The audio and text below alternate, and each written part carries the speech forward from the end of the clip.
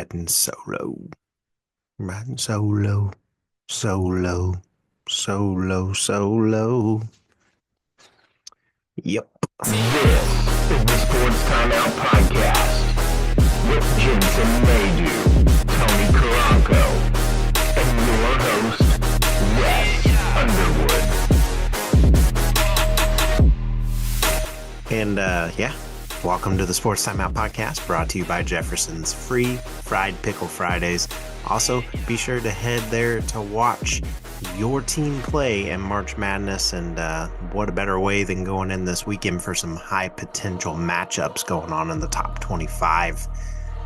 It's going to be a fun weekend of basketball, even here in Missouri, Southwest Missouri, that is. Missouri Southern's got their final games going on. We'll get to that further in the show, and special interview coming in, too, with Missouri Southern women's basketball's Kaitlin Hunnicutt. Be ready for that one. And, if you're not up for going to, get some wings or burgers or drinks with some friends, head on over to TeeTime over in Webb City, and you can play some pickleball. Get over there and do that today. And weather warmed up. Get on over and play some pickleball or some golf.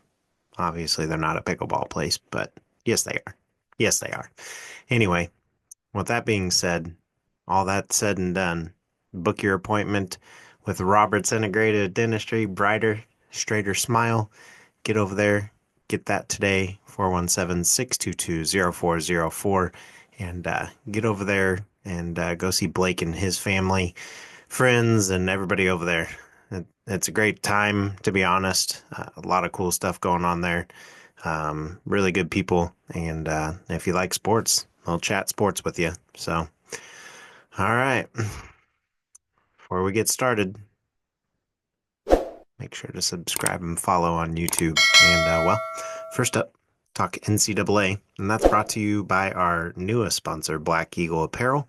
They do custom apparel and jerseys for any team in sport at the best prices. Go see them at 2702 Richard Joseph Boulevard, right next door to the Joplin DMV. Mention the Sport Timeout Podcast and find out how to get 10% off your first order.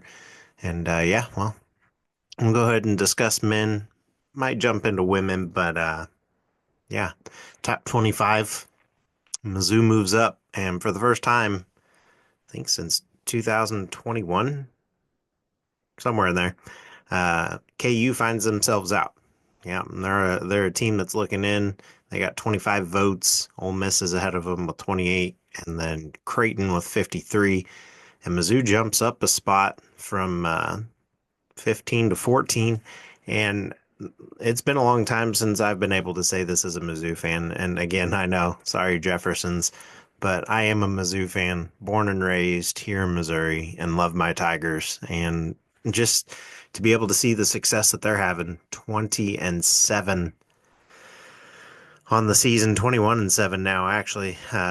As we go into the rankings this weekend, they were able to win at home, and they pulled that out. Missouri just dominated that game. Okay, we're just gonna say it. Missouri dominated South Carolina, 101-71 at home. They shushed the fans and the haters after the game. Look, Mizzou's 10-5 in the conference in the SEC. Okay, and then if you're from Missouri, that's got to make you proud. You got a few games left. What is it? 3 or 4? 3. You got Vandy, OU, and UK. UK is your last ranked competition of the season, okay? And that's going to be at home. You got 2 on the road before that. Vanderbilt coming up soon on the 1st, and that's going to be Sunday or Monday? Saturday. Wow. Coming up quick. So this weekend, Saturday, Vanderbilt. Vandy's not a team to take quietly, okay? Vandy's 19-9, 7-8 in the conference. They look good. They're just playing well this year. Not the greatest, but they're playing well. I mean, 19-9 isn't anything to shake your head at. And for them to be on a 2-game winning streak going up against Mizzou at home, 14th team in the country, and then they just came off of wins against Ole Miss, 24 in the nation. then they beat number 12 Texas A&M. It's going to be a tall task for Mizzou to come out of that. Vanderbilt is finding their rhythm, just like Mizzou is towards the end of the year. Caleb Grill from Mizzou, what a story. Things going on there. And then Vanderbilt just coming out and doing what they're doing. I mean, Vandy, they may be 7-8 in the SEC, but again, they were able to beat Ole Miss, Texas A&M. Jason Edwards coming into his own. He's got 17.2 points a game. AJ Hoggard, 4 assists per game. And then field goal percentage with Jason Edwards as well. So he leads field goal percentage and shots. And then on the defensive side, you got Devin McLaughlin, 8 rebounds per game. You got 1.9 steals per game in Tyler Tanner, so almost 2 steals a game. That's pretty good. And then blocks, Devin McLaughlin, or McLaughlin. That's a tongue twister in itself. But just to be able to round out that group and just to watch what they're doing in Vanderbilt, they're not even, they're not there. So top 25, Mizzou finally cracks inside the top 15. Then you got Texas A&M. They're at number 12 still. That might go down. Texas Tech, they're 21-6. You got Iowa State at 9. Michigan State at 8.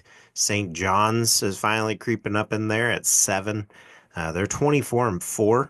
And then again, another one that I'm still kind of concerned about. Memphis is 22-5 now, but Louisville's 21-6. And then you got Purdue, 19-9. So the Boilermakers are making some noise. Okay. And then St. Mary's at 25-4. I do feel like St. Mary's has validated themselves. They're first in the WCC, but let's see. Who are they able to beat? They got a win over Gonzaga. They were able to beat them twice. And then Oregon State's usually decent. They were able to beat them. Really no notable teams. Utah's up there, Nebraska. Yeah. We'll see. They did lose to Boise, a notable loss. Pepperdine, Boise was in that play-in tournament last year. Pepperdine, they were able to win both of those. Just lots of stuff. Gonzaga, though, their big win this year. So Gonzaga might be able to be that ticket for them to get in. So we'll see. Arizona, I feel like, has kind of slipped down a little bit. They're not up where I thought they would be. But, yeah, just looking at it, clear number 1 is Auburn. Yeah, they've lost twice this year, but they're number 1. Duke, clear number 2. I'll take that. But anything after that, you got Florida at 3. Okay. Houston at 4. All right. But then really Tennessee, Bama, St. John's, Michigan State, Iowa State, Texas Tech, just to round out your top 10. And I mean, really, your top 15 is pretty solid. You got Michigan, Missouri, Clemson, Texas A&M, Wisconsin, Texas Tech, Iowa State at 9. Just working our way down that list, and then the ones that I just mentioned. But to be able to see this as a Mizzou perspective, as a fan, and as a person that covers them, so really, what are we asking now? Okay, well, we're wanting the what? Tournament bubble watch. Okay, who's in and who's out of March Madness? Three games left. Field of 68. Cougars last week were projected number 11 seed, but after a dominant win against Kansas and defeating Arizona on the road, they have found themselves in a comfortable spot. So the same is true for Virginia Commonwealth, VCU, which won't have to worry about Selection Sunday if it gets the Atlantic 10 automatic berth. The Rams are now in first place after beating George Mason. So that's good for them. It's never a tournament without VCU now, right? But Texas, 16-11, they're on the bubble. They could get in. They had quality wins. They beat Missouri. They beat Texas A&M and Kentucky. Bad loss, though, to South Carolina. Arkansas, they're on the bubble, 100% on the bubble. Okay. 100%. 16-11. You did get a notable win against Missouri. You did get a notable win against Kentucky. You did get a notable win against Michigan. Well done against Missouri, Arkansas. You were at home. Calipari knew what was at stake and was able to get it. So kudos to you guys. Kudos. Bad loss to LSU though. So they will take that into consideration. And then you had Ohio State. Oh, Ohio State might get in 15-13. They're on that bubble for sure. Bad losses to Pittsburgh and Northwestern, but was able to beat Kentucky and Purdue and Maryland. So we'll see. We'll see. Another one, Wake Forest at 19-8. I honestly think Wake will make it. Um, Quality win versus Michigan, quality win against North Carolina and at SMU. Yeah, they lost to Florida State. Yeah, they lost to North Carolina State, but I think Wake Forest at 19-8, they pose a threat. San Diego State at 19-7, I actually like them in there too. I like them to be in, obviously not the top 25, but I do feel like they get in the field of 68, whether it's the playing game or not. But they've been able to beat Creighton and Houston, and those were really tough games for them to play. Oklahoma 17-10, another team on the bubble. Bad loss to LSU, but they beat Arizona, they beat Michigan, they beat Louisville, and they beat Mississippi State. So they're a team to watch. Team to watch. North Carolina, same story, 18-11, 11-6 in their conference, and well, I mean, they did get a quality win against UCLA and SMU. So Xavier's always in the run, maybe 18-10. Quality win, Marquette, Connecticut. So, and then TCU at Georgetown. They lost both of those on the road. And then Boise State, 19-8. Okay, this is a team last year that was a bubble team. This year, I think they make it past that. I think they make it past the play-in round, and I think that they're in the field of 64 before the 68. And I do think that they get the bye. Like they don't have to play that play in. And then I think from there, it's just going to be on them. They were able to beat Clemson. They're able to beat St. Mary's. And then, yeah, they lost to Boston College and Washington State. But these are just some of those teams that I think that are on the bubble. More likely so a couple than the others. But going back over to the, well, I guess we could talk women's side real quick. Not a lot going on there. I don't feel like much has changed, to be honest, on the women's side. But let's take a look at the standings. And, you know, we've got what? Sorry, it's taking a second to load here. Texas, UCLA, Notre Dame, USC, UConn, South Carolina, LSU, North Carolina, North Carolina State, and TCU. That's your top 10. Texas is pretty powerful on the women's side. 27-2. Were 19 and now they're number one. Big wins for them. A lot of stuff going on. Then you've got Kansas State, who I think is getting a little bit of a shaft, getting sent back down 2 spots. I think they should be right at the top 10. I think they should be up there where TCU is, and I think TCU should be where North Carolina State is at 9, and I think North Carolina State should be at 14 where Kansas State is. So a little bit more drama on the women's side. UCLA, I still think is clear number 1, but UCLA, excuse me, did, well, no. They got 1 game left against number 4 USC, so I guess if they can win that, we'll see.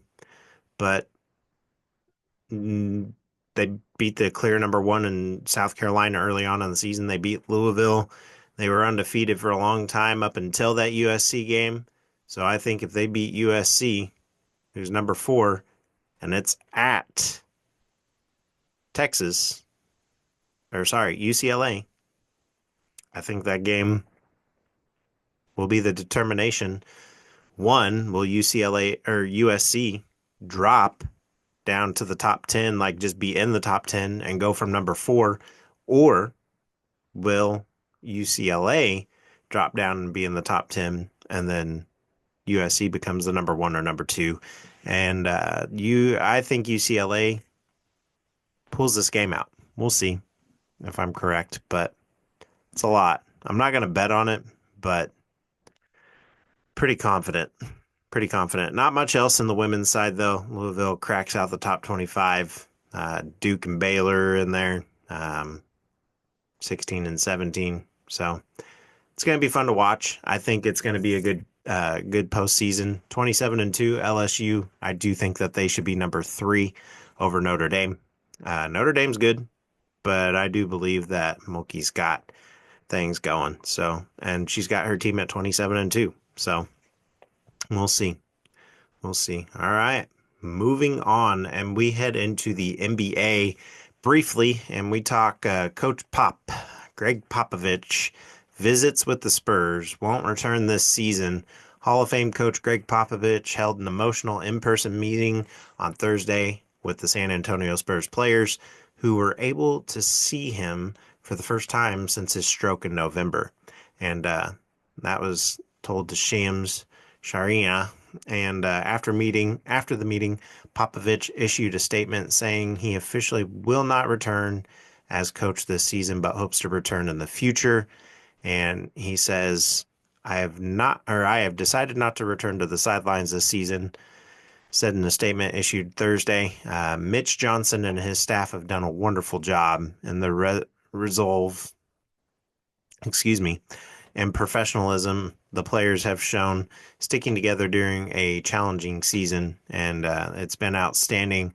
I will continue to focus on my health and with the hope that I can return to coaching in the future. And sources also told ESPN that tears were shed from those in the room during Thursday's meeting. I mean, yeah, he's a coach who's a very well-respected coach in the league. That's a pretty good response, and has gone through this since the stroke. And the meeting, however, was filled with motivational messages, jokes, critique, and praise from the coach, sources also said. And Popovich is NBA's winningest coach with 1,412 regular season victories and another 170 in the postseason to go with 5 championships. And on November 2nd, he suffered what the team called a mild stroke ahead of the matchup against the Minnesota Timberwolves. Spurs have since then gone 22-30, moving on with Johnson and an assistant who has the head coaching role. Popovich has coached the Spurs since the 96 season and turned 76 in January and is the oldest coach in NBA history. He agreed to a 5-year contract extension in 2023. So he's got 3 years left on that deal. And yeah, man, it's crazy. It's crazy. To see Coach Popovich after this long finally go down, and just the respect that he gets and the credit that he gets and well deserves. And it's hard to watch because in these situations, you never know if they're going to come back, or you never know if things are going to happen. And at this point, you got to take into consideration that his health and his family are the most important. 76, he's dedicated a long time to this game. He's done phenomenal things with his players. He's pretty much seen it all. And to watch him go, I feel like this is the wrong way for that to happen. But sometimes they can't be the way you want it. And players probably obviously know that. And I feel like if Popovich is well enough, he comes back one more year, he'll go on a tour, and he'll be the coach one more time for a whole season, and we'll see what happens. So to Coach Popovich and his family, get well soon. Everybody take care, and when you get back, you get back. All right, next up, moving over to the NFL. Before we get to some fun news, we get to talk NFL considering changes to the regular season overtime rules again. Yep, you heard me right. The NFL is considering changing overtime rules in the regular season to decrease the advantage for teams that win the coin toss. It's time to rethink the overtime rule, league executive Tony Vincent said in a meeting on Wednesday at the Combine. And Vincent said the competition committee agrees overtime rules need to be addressed. Receiving the ball first has become more of an advantage than pre 2011 when overtime was a sudden death period. Receiving teams won 56.8% of the games in overtime from 2017 to 2024. It's up 55.4% from 2001 to 2011. Okay. Current rules give both teams an opportunity to possess the ball in overtime unless a touchdown is scored in the first possession. The rules are different in the playoffs. Both teams get a chance to have a possession, even if the offense scores a touchdown on the opening drive. That postseason change came after the Bills lost to the Chiefs in the divisional round in 2022. I call it the Kansas City Buffalo rule now, after all that. And then making the overtime rules the same in the regular season is a possible solution, along with extending the period to 15 minutes. Among other changes, the NFL plans to use a virtual measuring system to determine first downs in 2025. This wouldn't eliminate the officials who manually spot the ball and use the chains to mark the line to game. The optimal tracking system notifies officiating instantly if a first down was gained after the ball is spotted by hand. And they were saying that we used this in the background last season. Spokesman Kimberly Fields, Senior VP of Football Operations, said, and the goal for 2025 is to continue to train our techs who are the ones who will be utilizing the technology, finalizing all of our officiating processes and procedures, virtual measurements, and testing in the graphics for the board in the stadium. So fans in the stadium and fans watching on television can see what we're doing. The chain crew will still be there as backup. You know, all the criticism that came out of the Chiefs game against Buffalo, where they said the refs were doing this, it almost makes you wonder if when they reviewed that, if they used that technology then, but it also confirmed what the officials originally said. And you wonder if they got it in the ear set, the ball did not cross. And that's why you didn't see a bigger reaction to the first down not being met. Because maybe they said before the game, hey, we're trying this out. We're going to use it during the game, but we're not going to say what it is. We're just going to call it an official review. And we're just going to be able to say that our crew did it and that we did this. And if that's the case, next year we'll be able to see it possibly and track the ball more efficiently and be able to see it on TV and in the stadium.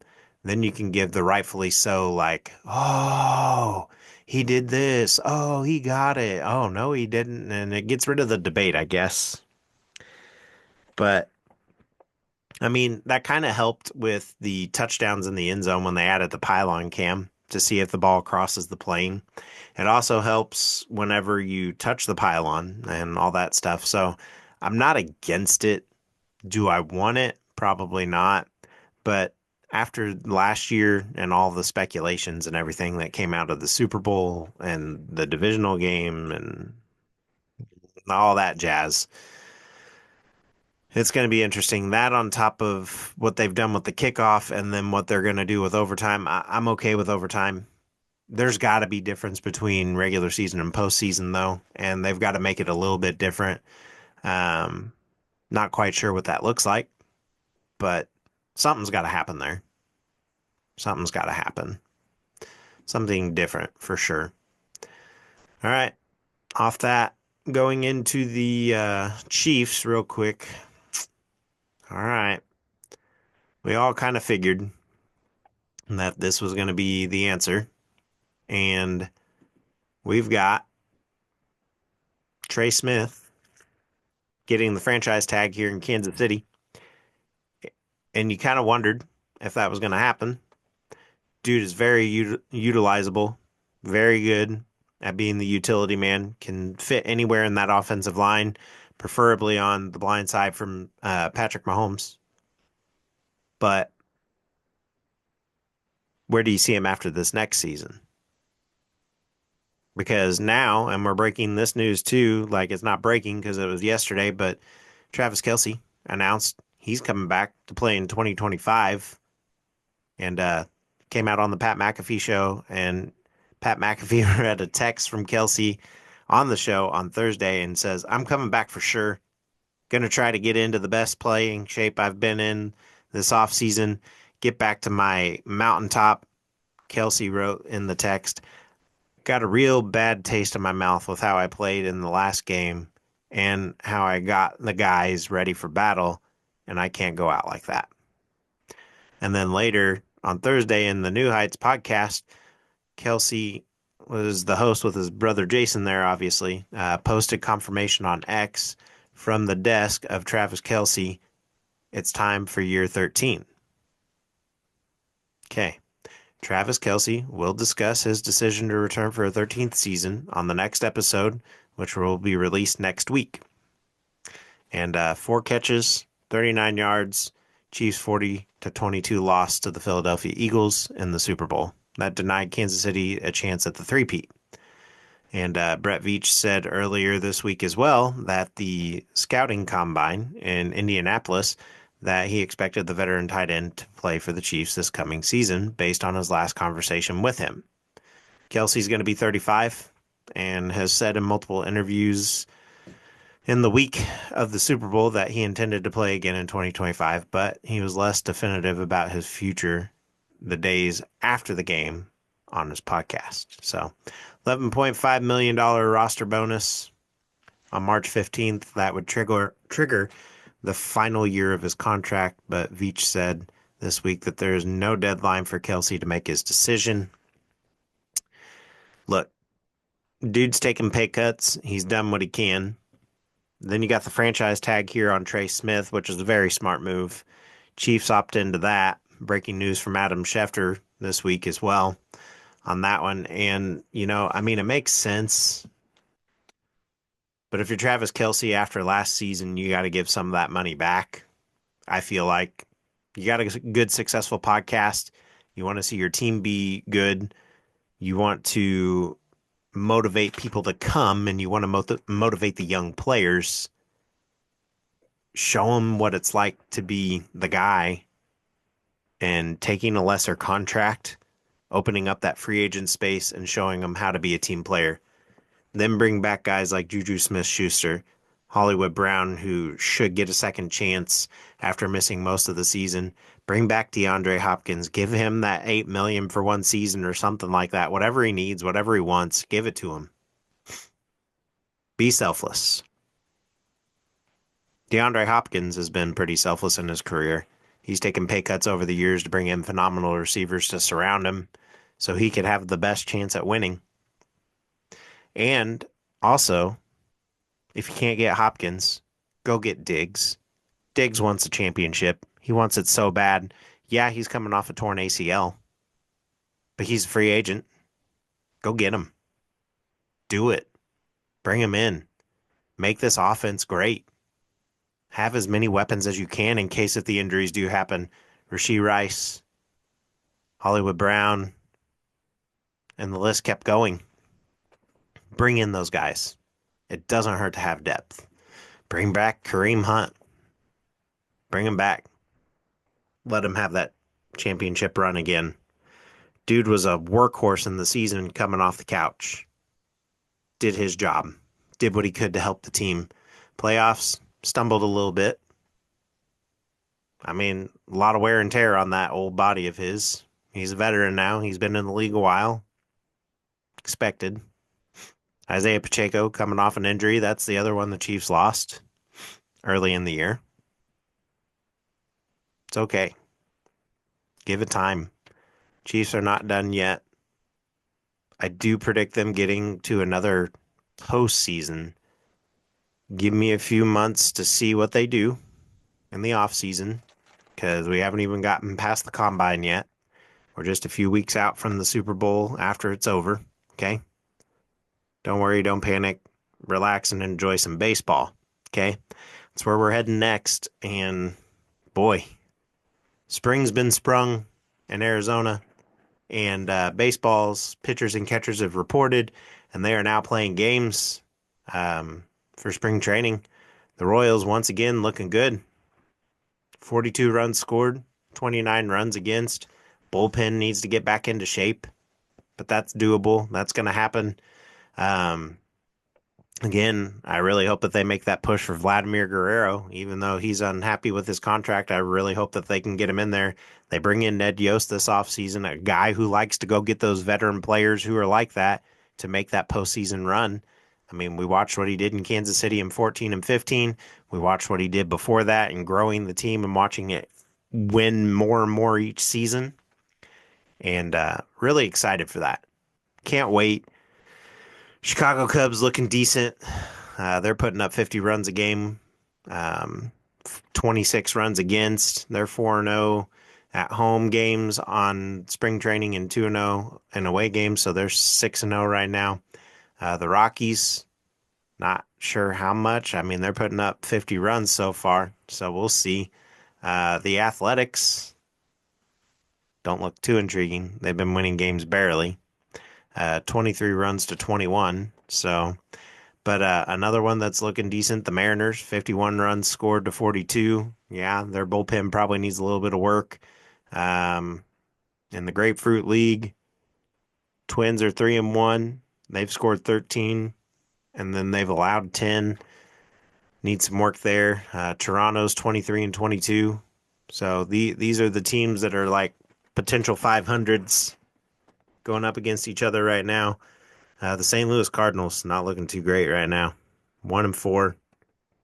They've given up 32 runs and only scored 21.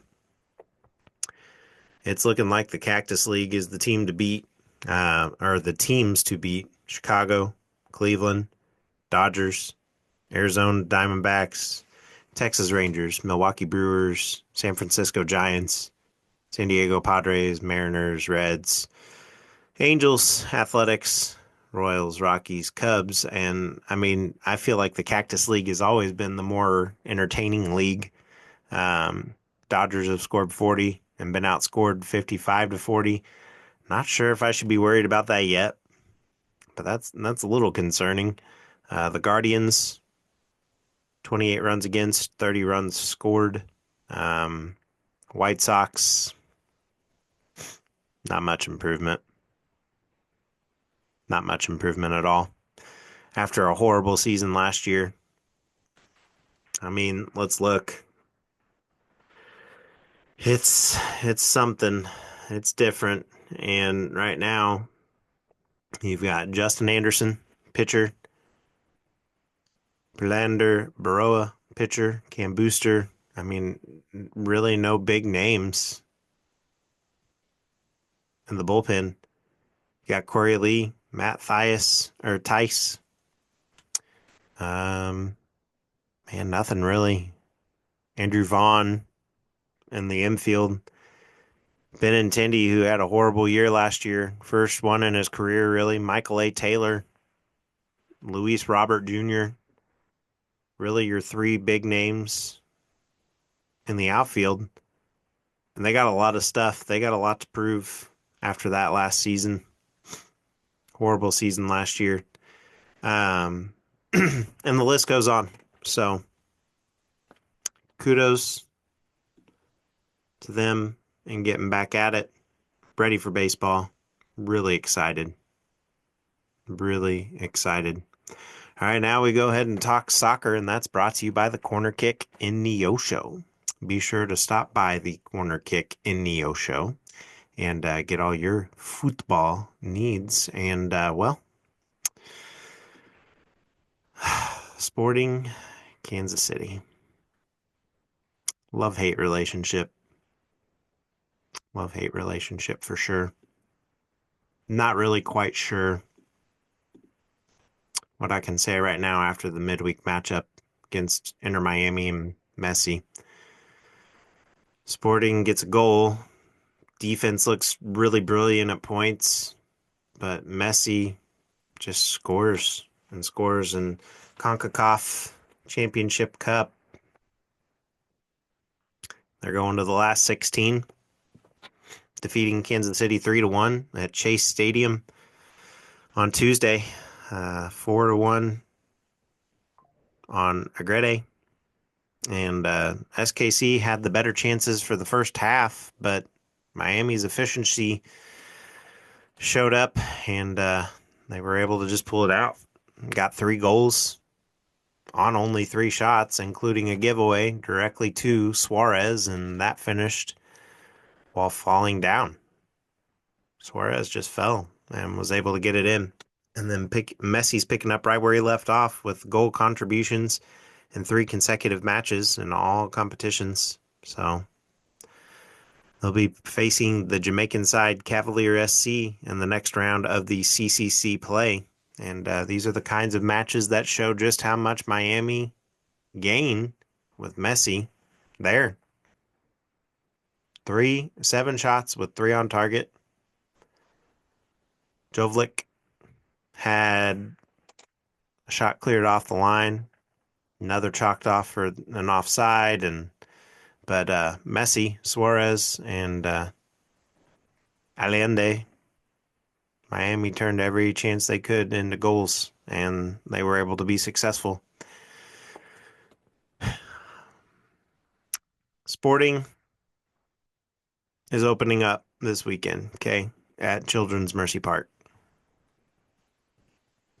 Okay. I don't know. San Jose, I believe. I'm not sure. Yeah. 7:30, Children's Mercy Park on Saturday. And I'm not sure what we're going to see here. I would love to see Sporting win at home and get that win. It's going to be a beautiful weekend. It's going to be a beautiful day. It's going to be a beautiful evening. But I'm not quite certain what's going to happen. All the hopes up this offseason. They are progressing, and they finally came out and admitted that they're in the middle of a rebuild. Thank you for admitting it. We all knew it. But at some point, you just got to go total rebuild, and you've got a lot of young guys. Your captain struggles at times, and last year when he wore the armband, he seemed to be the most affected player by wearing the armband, and took a lot on his shoulders. And Tommy, not sure if he ends up losing that armband this year. That was typically Johnny Russell. Don't know if you make a late push and get Russell in later in the season, give him that time off to recuperate and get back to playing shape. But Espinoza's on the bench as coach, and you don't know if he comes back or not, gets frustrated enough to ask for a contract or something like that. But we'll see. I'm hoping for the positive. I'm hoping for the best. I want to see Sporting get that dub and open up the season with 3 points. That'd be awesome. Even if they could open the season with 1 point and get a draw, that's saying a lot. So we'll see what Sporting does. Next up, we head over to Concaccaf again, or not. Greenland just wants to play soccer, and Greenland is asking to travel over 6,000 miles for a game. Concaccaf is for Greenland, and they will swap the snow-covered playing fields for territory's capital for the Brazilian city of Curitiba, and hope that their passion for the game will, for a short time at least, remove the distraction of politics and boost their hopes of playing more meaningful games closer to home. And a campaign by the Football Association of Greenland to secure membership in CONCACAF was submitted in May of 24, followed by months of preparation by the CAC to get the application over the finish line. It had been due to research or to reach a crucial, perhaps defining moment this week. And with the senior of the CAC figures invited to Concaccaf HQ in Miami to discuss Greenland's prospects of joining the Confederation's 41 member associations. And after President Donald Trump suggested that the U.S. could look to acquire the autonomous Danish territory, negotiations between Greenland and Concaccaf, the confederation containing the U.S. and Mexico and Canada in next summer's World Cup, those were delayed, and the unexpected rhetoric from President Trump has become a distraction to both CAC and CONCACAF. So people are asking, is Trump inviting you to the United States?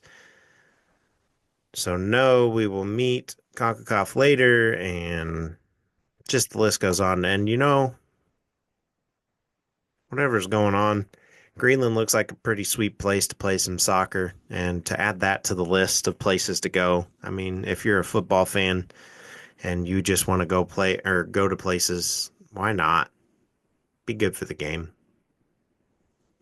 It'd be good for the game. I'm for it. Lastly, in soccer, we talk Team USA, women's side, as they lose to Japan. Japan 3-0 in the bracket. And USA, number 2, with 6 points. Japan has 9. USA has 6. They are 2-0-1. Japan is 3-0. Japan beats the U.S. women's national team at the She Believes in first loss of Hayes' era. And as a result, the result was a measure of revenge for the first time winner Japan, which lost 1-0 to the U.S. in the quarterfinals in 2024. And Hayes led the team to the gold medal in Paris. Japan got off to a dream start in the second minute when U.S. goalkeeper Jane Campbell collided with one of her defenders in front of the goal, and Yuka Mimiki gathered the ball and fired it into the open net for an early lead. U.S. regrouped under heavy pressure, and Japan quickly tied the game. And when Ali Senator, who scored the first goal of the Americans on Thursday against Colombia. So,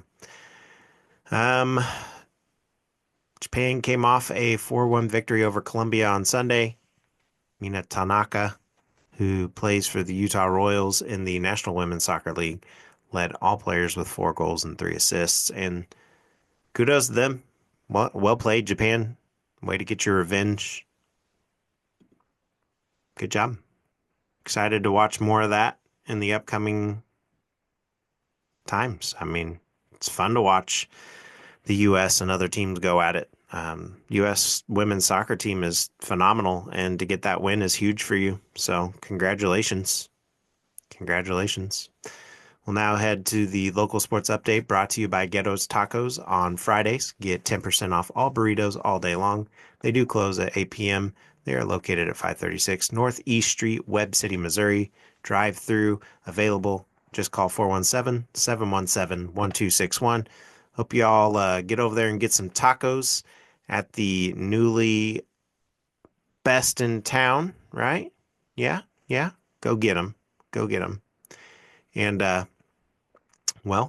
softball for Missouri Southern will head to Branson's Showtime tournament. They will take on Truman State today at 3 p.m.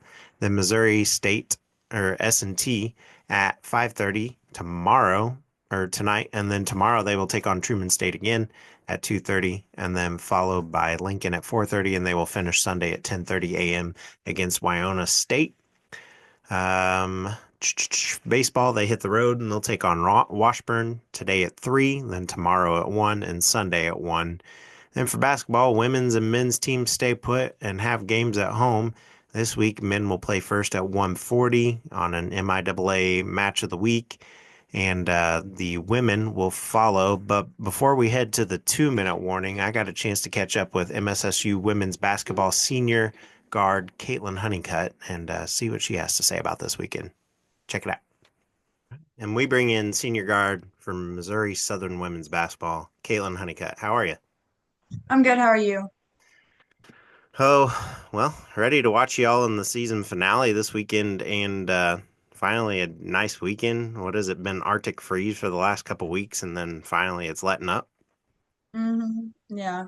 It's like, Oh my goodness. Sorry. no, you're good. My computer just crashed out on me. It went black. Okay.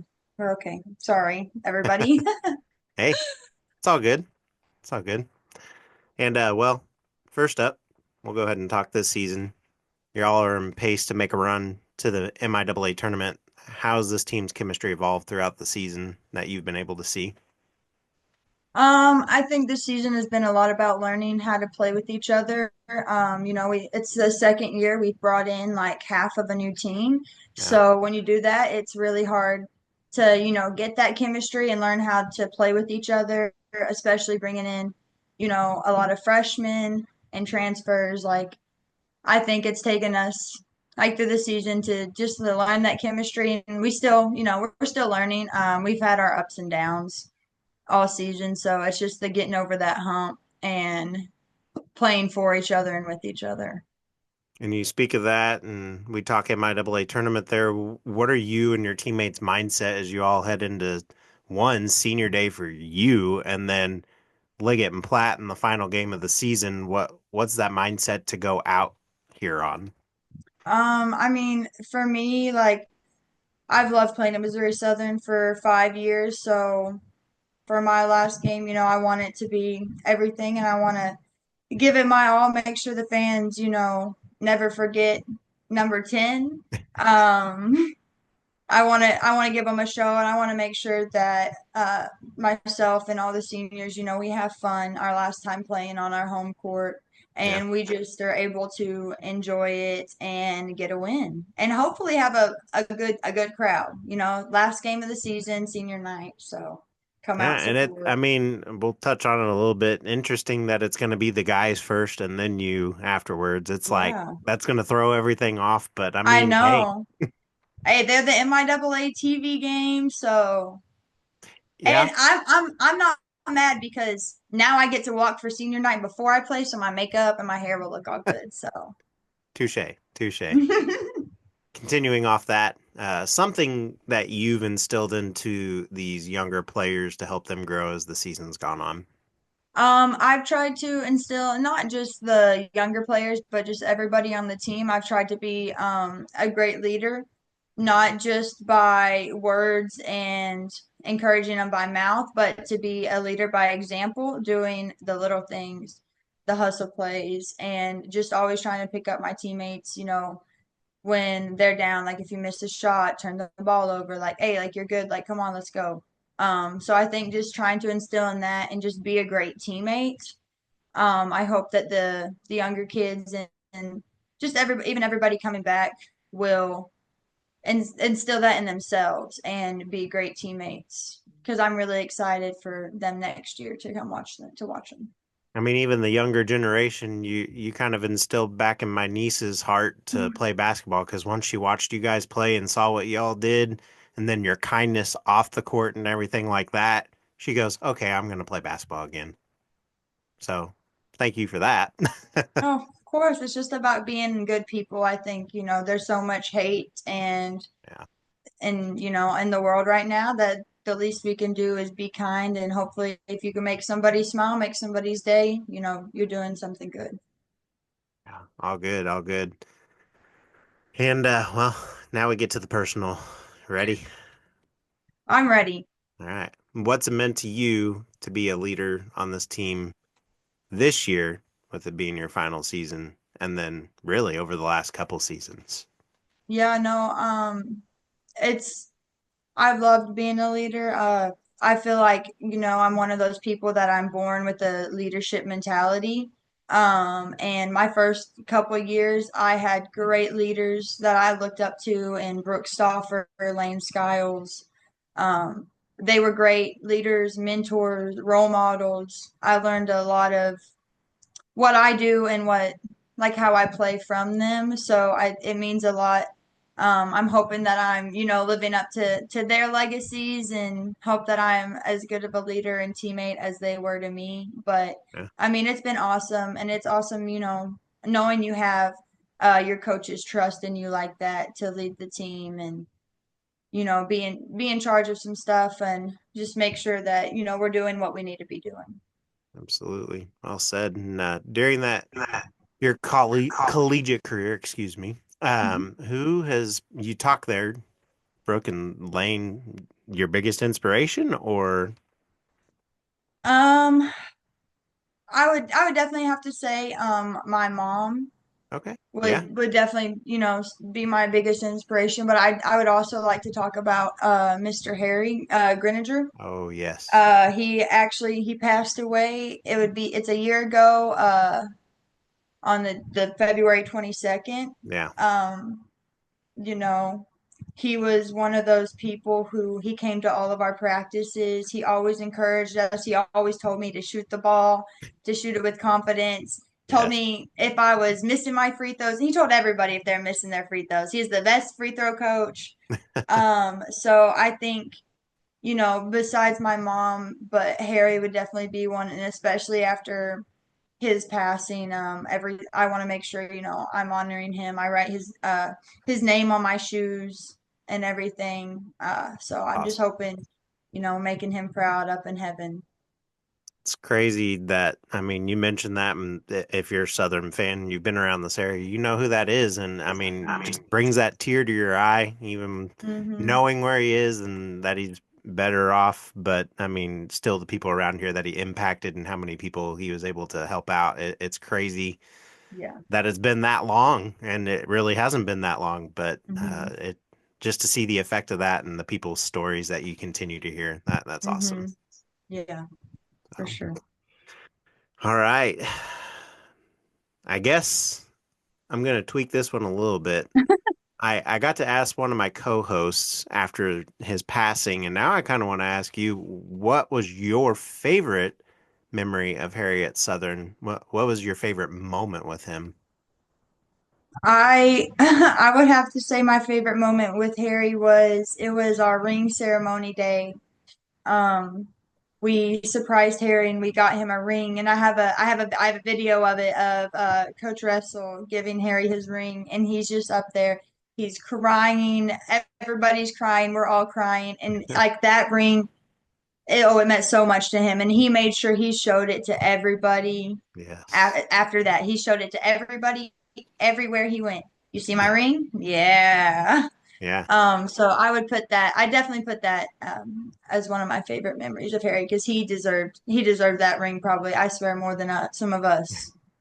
fair enough. I mean, they gotta get something in there like hype man or something in his honor somewhere. Yeah, I think we did start an award last year at our all athlete banquet at the end of the year. Yeah, The Harry Greninger Award. it's awesome. Um, so hopefully, we can get some more. I'd love to see a scholarship that honors him at Southern and just different things because Yeah, he impacted so many lives, me so too. many.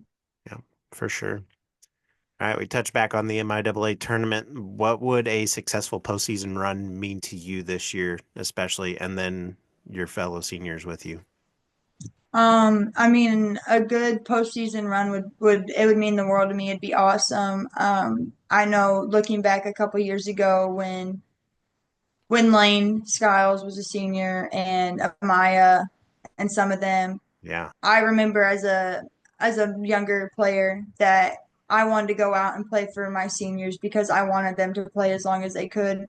And seeing them so happy when we made a postseason run and we did the things we did, it's awesome. And I just know that they kept those memories with them, and I just hope that we can, do the same thing. I think for all of us seniors going on a good run at the end of your season, especially with all the ups and downs we've had, would really be awesome because I think we can play with any not think I know we can play with anybody and I know we yeah, can beat anybody if we're locked in and all five that are on the floor are all playing together doing what we need to do. And so I think we have the tools and the people to make a successful run. mhm. Um, so I hope we can do it. I think that would be awesome and it'd be a great way to, end your last year. Yeah. Yeah. All right, last question. Tomorrow, going to be your final game at Moso. What are you looking for from the fans, and what can the fans expect back from you? For the fans, I like it when we're loud, we're rowdy, we're getting after it, maybe chirping at the other team a little bit.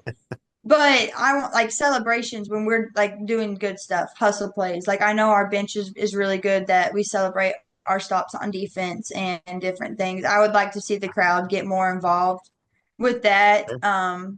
Instead of just sometimes we kind of just sit there and Yeah. like we want to play in a fun environment. We play a little fast pace, like we're getting after it. I think it'd be awesome to have our fans, reciprocating that energy and just being loud and proud.